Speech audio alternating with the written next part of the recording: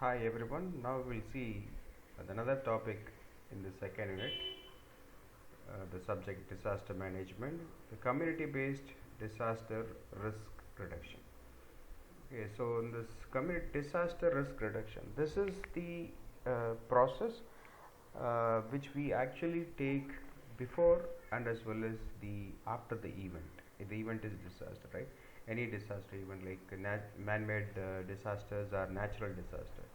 The community is the first responder actually. The community is just nothing but like the people live around, in and around us. Okay, that's actually the community.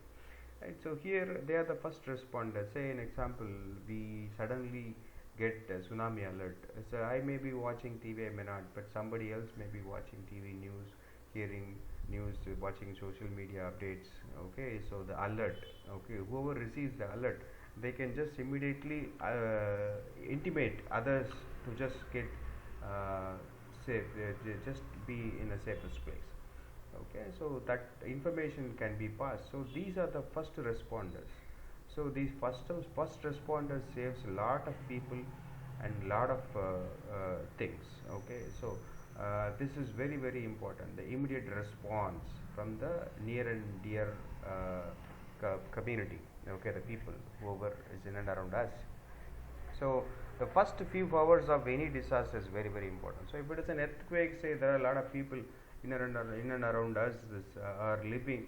So suddenly, if we get an alert, okay, so small vibrations, immediately we should get out of the building, and we have to shout everybody to come out of the building. So that's and we need to help in some cases. So we have to first safeguard ourselves as well as to save others. We have to respond. So the first few hours, say the flood has opened. So Chennai flood was announced. Okay, everybody got the information one day before the night. Okay, so a few hours before, 3 4 hours before. That was a very short duration. It's a short announcement. Okay, so but by that time, so the local community have alerted the people whoever was living and the Adyar river. Okay, the both the sides of the Adyar river. So was evacuated. Many people were evacuated. So that has saved a lot of people's life. Okay, so like that's very important. So the first few hours of any disaster is very important. So there the main roles okay are done by the community, because we can't always expect the doctors to come and save the people. We can't always expect the ambulance to come. Okay, so and as well as the rescue people to come. So immediately if there is any fire accident, okay, in some places big fire accident, small fire accident, immediately the local community have to respond based on the fire. If they got educated, then they can immediately respond to that. Okay, so if there is no education towards that fire accident, then that would be very hard for them to respond. So they may do some mistakes that may affect them. So they have to be educated. So the first few hours of any disasters are vital, very important to save people and other living and non-living things, right? So mainly the teachers and students are educated members of the community. Yes, so here the students are have to be educated from their childhood, right? So about the common disaster or the major disasters. So in schools they taught us to be under the table if we can't go out easily during the earthquake. So under the strong wood table, right? We need to go and stay there if we can't go out immediately. Okay. During earthquake, we should not use lift. During earthquake, we have to avoid crowded evacuation. So all those. Okay. So immediately safeguard yourself. So it is better if it is just like just go get out of the building through windows. Okay, if it is open, right, not like ours with grills, right? So with the windows without grill. So those cases, so whichever the opportunity you get to escape, so that has to be done. So immediately we need to intimate to others. So for that we need educated people. So those are teachers and students. So the students will become a the students are the citizens. So the students will become youngsters. The youngsters become elders. So every time, so educating students will just educate the community. okay, and the society, right, and as well as the country. So community has the better up to date information, yes. So the information spreads a lot in the community, okay. Previously, now the people are always majority of the people, rural as well as in the cities, are mainly depending upon the social medias as well as the news industry. So I don't know how far is good, but it is all depends upon the genuinity of the content, okay, which is being delivered to all the people, right. So here the community is the first responder, and they share the information among them, and they are very up to date, okay. Now they have a conversation among them, so that's the major reason for this up to date information. And there is a traditional established coping mechanism in the areas of recurrent disasters. Say the people are in forest, they'll normally get forest fire anytime. So they will have a traditional method to escape from forest fire. Okay, so there'll be a safest place. They'll find a safest place, and they'll find shortcuts routes to just get out of the forest fire, and they'll have a proper methodology to communicate other people in and around their area, so that they'll escape from there, and they will know the procedure to just stop the fire, right. So they'll just cut off the small plants, trees, right, in a non-firing area, okay. They'll just leave the fire the area where the fire is forest fire captures, and some meters away they'll just cut immediately, quickly they'll cut, okay, the trees and as well as other things, so that the fire doesn't catch up other places. So these are the basic methods, okay, they have, right, the process, the mechanisms, okay, they know already, right, in the community. So the people are living near a dam, near rivers, they have their own mechanism. Somebody falls in the river, then how to safeguard them, so they know swimming. The people teach swimming. So the coast, okay, the coast, the beaches, so people are living in the near ocean, seas, right, they know swimming, and the fishermen know swimming. So if something goes wrong, they swim and save people. If anybody goes, right, into the ocean or sea, they swim and safeguard the people. So these are the community people. That's why we call them as a first responder. And see, the government has to, the local panchayat, okay, so as well as the doctors, health department, right, other sectors of the government actually try to educate, right, these people, okay, this community, the local community of the people. So here they have to develop the disaster management plan. So something like their way of living, they how to respond during the disaster, after the disaster, all these are have to be educated for all these people. So here disaster risk reduction, right, it's community based we're discussing. So underlying risk, we need to reduce the underlying risk, right. A preventive action, that is, we have to encourage preventive action before a disaster. Yes, that's the most important. So we have to have a preventive action, then only we can safeguard ourselves, many people, as well as our property, right. So here preparedness and mitigation in community based disaster and risk reduction is the vital one, okay.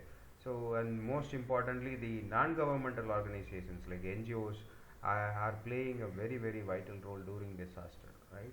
So here in Chennai flood, tsunami, okay, non-governmental NGOs, non-governmental organizations, that is NGOs, they've collected money, and they spend money to construct new houses during tsunami. They actually helped others, okay, to live their normal life, because they lost much of the properties and their family members also. So those people have been identified, and they have safeguarded, and they helped them. And during Chennai flood, these NGOs have made food parcels, and they supplied to most of the areas, right, and as well as The water supply was done by many NGOs and many individuals, right, and many small organizations. So all these are the things we have seen, okay, in our local community, in our district, state, right. So here roles and responsibilities of community panchayat raj, like urban local bodies, right. So here like socio-economic upliftment of downtrodden, okay, downtrodden section, that is the people who are living in the slum, right, and in rural areas the people may be like may have a discrimination based on their caste and religion. So those people who are affected have to be like uplifted, right. So here the vital role is played by the government bodies, that's panchayat, okay, district level, state level, national level, all those. So the main three levels are gram panchayat, that's village level, and the mandal parishad or block samiti, okay, or panchayat samiti, this is block level in India, and zilla parishad, it's district level. So village level, block, that is taluka level, and then taluk level, the next one is district level. So these three levels of government bodies will just help those people, those who are actually downtrodden, as well as the most affected, as well as the most vulnerable people in the places where they face most number of disasters, or maybe any disasters, okay. So this is our disaster management architecture of our country. The first one is the top one is our government of India. That's cabinet committee on left side. You see the top. My cabinet committee on here. I just move the cursor. Cabinet committee on management of natural calamities. Okay, and the next cabinet committee on security. So here the ministers for the security, okay, they have a cabinet ministers. So here cabinet committee, no, they're not only the ministers, that with government officers too.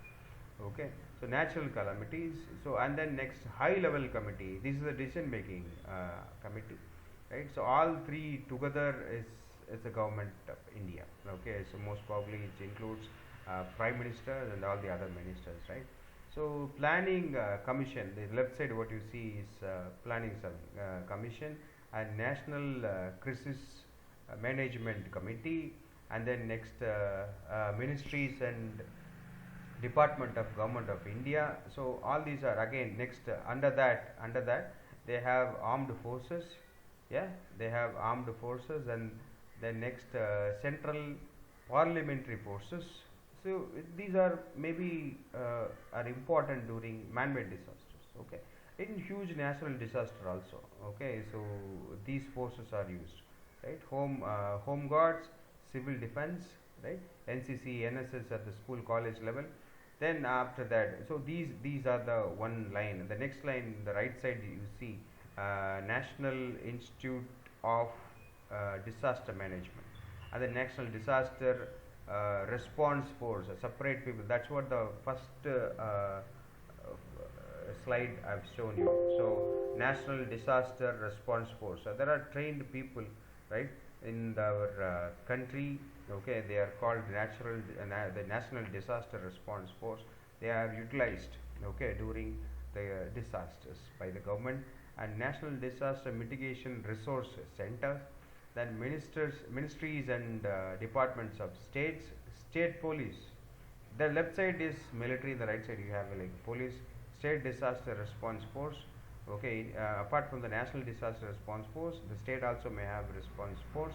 Then fire services, okay, fire services. So these are the right side structure. So and then again National Disaster Management Authority, okay, and then next states, then State Disaster Management Authority, right.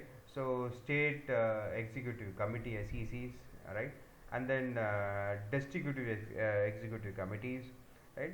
So all these people are just the structurally connected, and they are planned. They have the plan is disseminated disseminated to all these sections of the government body, and the plan is established, okay, and well executed during or after or before any disaster, okay.